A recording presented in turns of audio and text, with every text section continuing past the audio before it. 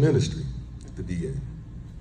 You know, if you don't like people, you know, it might not be something that you want to do for your congregation. Team in the team.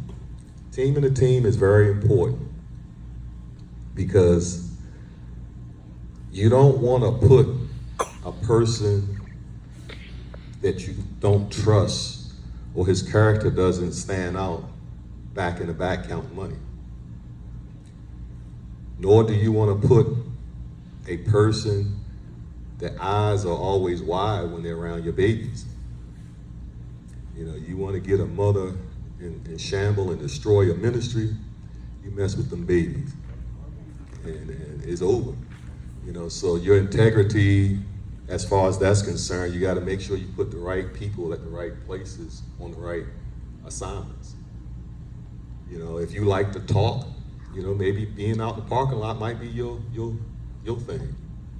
You know, and implementation of the team.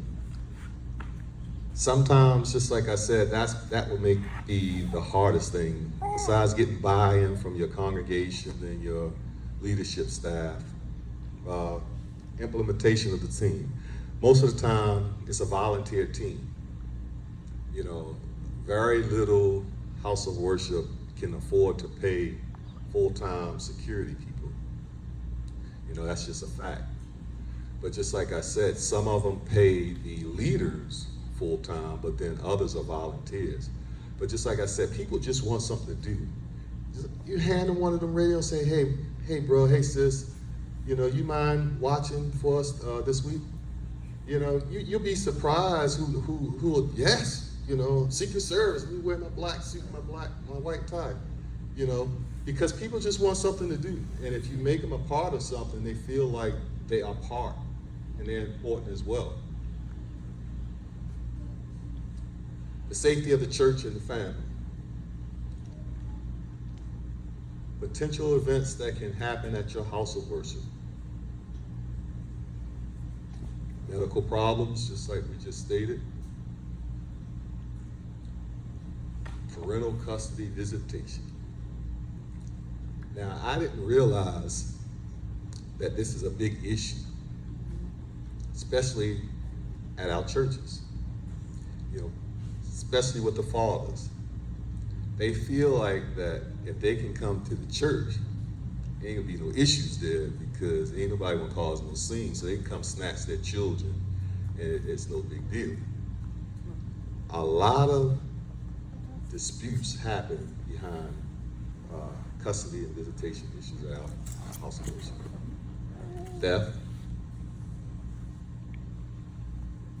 unruly, unstable people, just flat out violent people.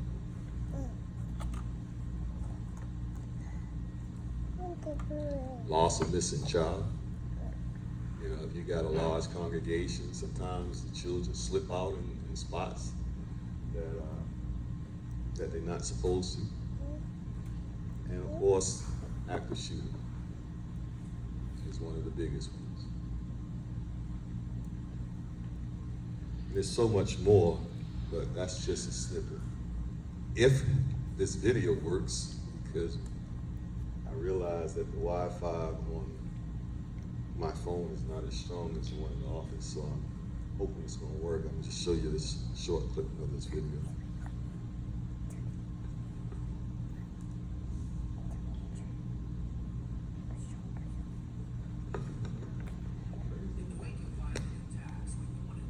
South Carolina in June 2016.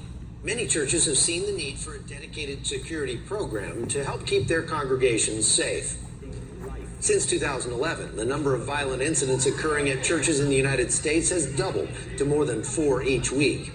The attacks stem from a variety of causes, according to church security expert Tim Miller. We see domestic situations developing. We see a lot of folks that are mentally ill at the time and needing care. We also see potentially violent people. We see people that are angry at life, at the church. In fact, the majority of incidents are not high-profile mass killings like the 2016 Charleston shootings. Most have to do with personal conflicts or even robberies.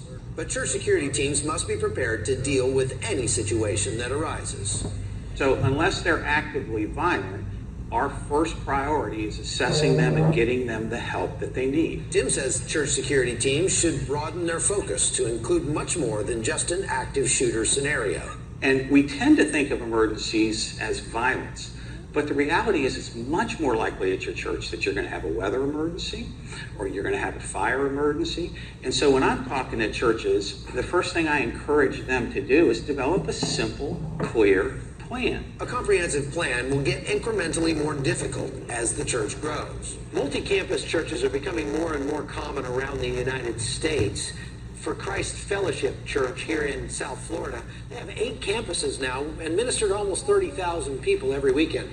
But for the security team at Christ Fellowship, that presents some very unique challenges. For churches like this one, making full use of available technology helps keep tabs on what's happening around all of its campuses. And that's especially important